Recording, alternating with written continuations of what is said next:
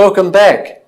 The last time we were together, we were on the slide, and we'd begun to talk about the fact that there are so many names, so many ethnonyms that Muslims can either refer to themselves through, or how others can refer to Muslims in Thailand, well, specifically Malays in South Thailand. So the general term, as you're already aware by now, of how we refer to others as an ethnonym. But if I refer to myself with a ethnonym, we sometimes call that an autonym. And if people refer to others in a term that they don't tend to use themselves, that is an exonym. And different Muslim communities refer to different terms, different ethnonyms as being ones which they accept or they reject. So, for example, if you travel around Phuket or Nakhon Thammarat, Drang, Satun, Drang, Krabi, Phanga, Phuket, Nakhon Thammarat, Muslims there would often just happily call themselves Kag. They talk about Ahan Kag, amongst other things. For them, this is a very acceptable autonym. For most Malays, if you came from Bangkok and were a Buddhist, and if you went down to Malay-dominated South Thailand, most Malays these days, Thai and Malay speaking, if you called them a Kag, they would not be particularly impressed. Some of them may actually be very angry. So there are a number of factors that influence what ethnonym is employed by people, by Muslims in different places and at different times. So, for example, most Muslims who no longer speak Malay, they live outside of the Malay-speaking far south. They don't live in the southern parts of Songkhla and Satun. They don't have any contact with Malaysia. They, in terms of citizenship, all these people have Thai passports. But the attitude towards being called a Thai Muslim amongst Thai-speaking Muslims who may or may not have an ethnic background in the Malay South, for instance, almost half of the Malay communities in Bangkok are originally descendants of Malay prisoners of war. Despite the fact they no longer speak Malay now, there are some communities in Bangkok that still do, but they are happy to refer to themselves as Thai Muslims. So I would refer, and we will be talking about the phenomenon of ethnogenesis and the way that the term, the ethnonym, Thai Muslim, is a relatively new term. And so we'll be revisiting that later. The oldest ethnonym, arguably, for Malays in the country are Kag. If you look at colonial records, if you look at accounts of Siamese interactions with Malays in the south, Bangkok only had one way of referring to Muslims in the south, and they were referred to as Kag. Okay. Orang Melayu, Nayu in the local dialect, Malay. These are terms which are used by some Malays in certain circumstances.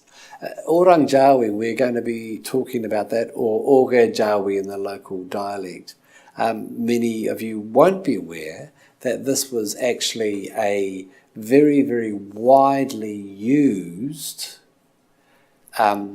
autonym and ethnonym to refer to a Muslim from Southeast Asia, the word Jawi coming from Jawa, a very populous, prosperous island in the capital of modern-day Indonesia.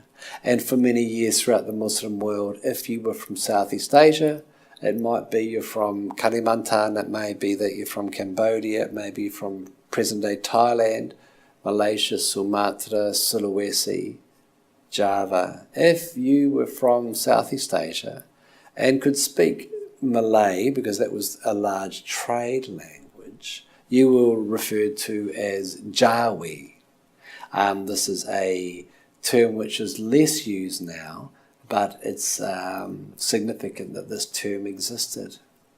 I've mentioned before that many Malays from South Thailand have never had any contact with other Malays who are not Muslims and assume that all Malays are Muslims, and so to be called an orang Islam or a Muslim is perceived to be not just a religious identification, but it is an ethnic identification.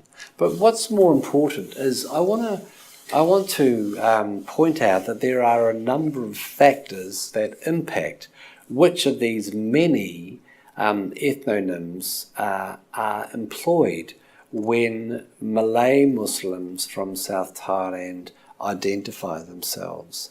And these interactions, there are specific dynamics amongst Malay Muslims in Thailand.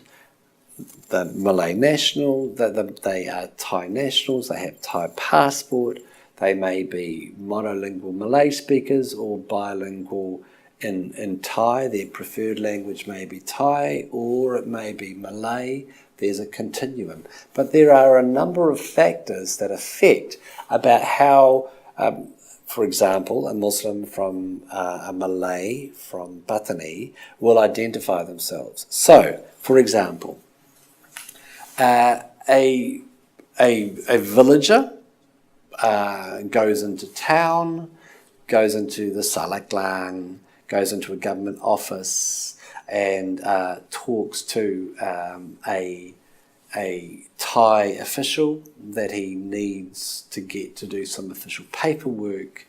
It may be that in this context he detects a degree of reluctance and antagonism, and because of who he is and of who he is interacting with and of where he is and the fact that he is not in a position of power, he may choose to refer to himself as a Thai Muslim in ways that he would not if he was talking with someone from Malaysia, for example.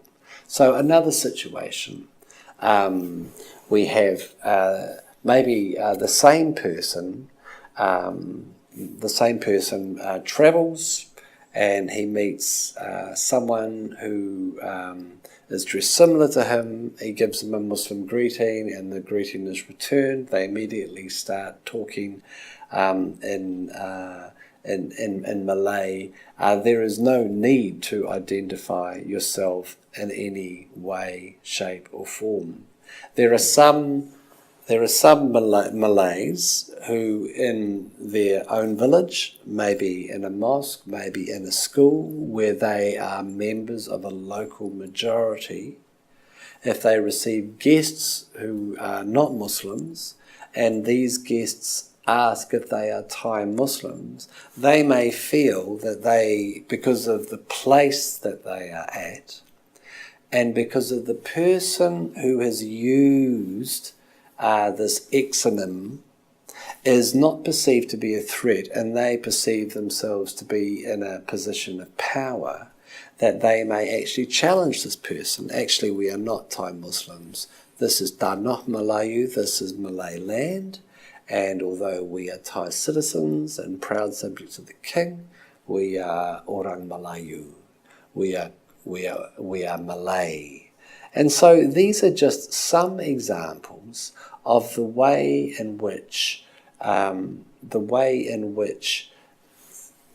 who you are, where this interaction is taking place, and who is the person you are interacting with.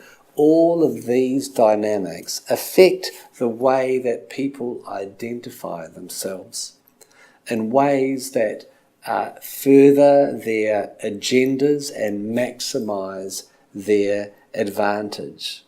For some Malays to be referring to themselves as Thai Muslims, or for others to be referring to them with this exonym, it kind of sounds like they are Muslim Buddhists. So for many people in Thailand, despite the fact that they mightn't be Buddhists, they have to fight against the assumption that if you are Thai, you are Buddhist, because they may not be Buddhists.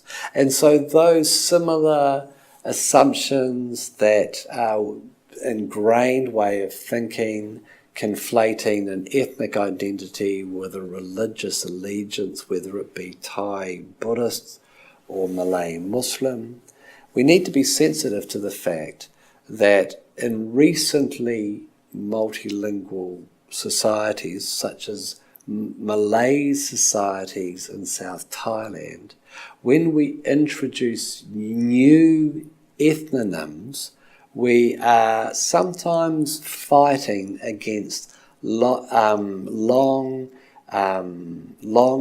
assumptions about what certain words mean. And so these are just some of the reasons why I find thinking about, talking about, and researching interactions between ethnic groups to be so fascinating. Although there is a potential dark side, misunderstanding and chauvinism on both sides, we do need to understand the complexities of these interactions. So I hope that you've enjoyed this summary of these areas. We'll be talking more about ethnonyms later on. So thanks for watching. Bye-bye.